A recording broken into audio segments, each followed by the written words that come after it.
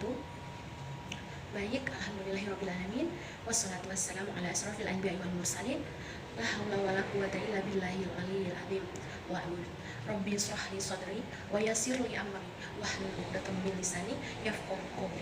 Baik, teman-teman, perkenalkan saya Nurul Wafi Kose dari kelas B D3 Farmasi tingkat 1 Poltekkes Kemenkes Makassar dengan NIM PO 713251221090.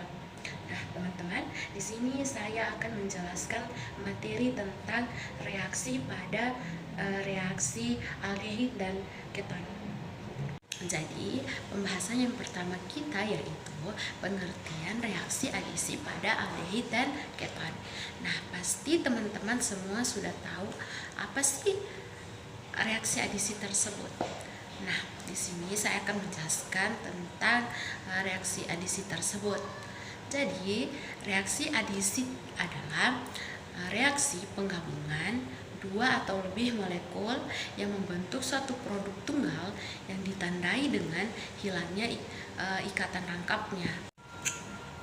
Nah, dalam kimia organik, suatu reaksi adisi nukleofilik adalah suatu reaksi adisi yang melibatkan reaksi antara senyawa kimia dengan ikatan rangkap 2 maupun rangkap 3.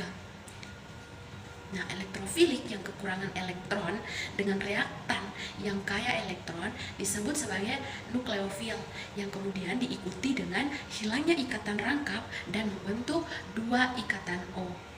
Nah, jadi reaksi adisi itu memerlukan adanya gugus dengan ikatan rangkap dalam elektrofil, karena kenyataannya bahwa ikatan rangkap 2 maupun rangkap 3 itu dapat kekurangan sumber kaya elektron. Ikatan rangkap karbon heteroatom seperti dalam karbonil, imina, nitrit, ataupun ikatan rangkap 2 atau 3 karbon-karbon. Nah, jadi kurangnya sumber kaya elektron dikarenakan kenyataan bahwa ikatan-ikatan tersebut sebagian kosong. Bahkan ketika mereka saling terikat karena daerah yang menempati orbital itu secara esensial tidak berfungsi. Nah, jadi perilaku elektrofilik ini dinyatakan sebagai ruang kosong. Mengapa? Karena segala sesuatu yang di dalamnya pada dasarnya tidak memiliki sumber listrik, kecuali sumber listriknya itu dari luar ikatan. Jadi adisi nukleofil berarti adisi muatan negatif yang secara perlahan, secara terus-menerus sepanjang reaksi, kecuali jika elektrofil yang membuat dirinya hadir untuk membentuk struktur lengkap tanpa muatan sama sekali. Muatan negatif terus-menerus terdapat di sepanjang reaksi sampai pembentukan zat antara yang membawa muatan, dan karenanya adalah reaksi adisi yang dimiliki sebelumnya. Setelah zat antara ini bertemu dengan elektrofil, maka zat antara yang terbentuk dengan muatan negatif dapat dinetralkan. Jadi untuk bisa membentuk struktur lengkap melalui jenis ikatan tersebut. Lebih jelasnya kita simak saja reaksi umum dari reaksi adisi pada aldehid dan keton itu sendiri.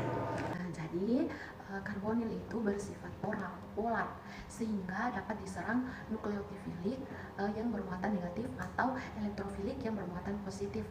Nah, gugus karbonil juga bersifat reaktif, di mana kereaktivitas gugus karbonil ini dikarenakan keelektronegatifan atau OH yang menyebabkan polarisasi ikatan rangkap karbon oksigen elektron. Nah,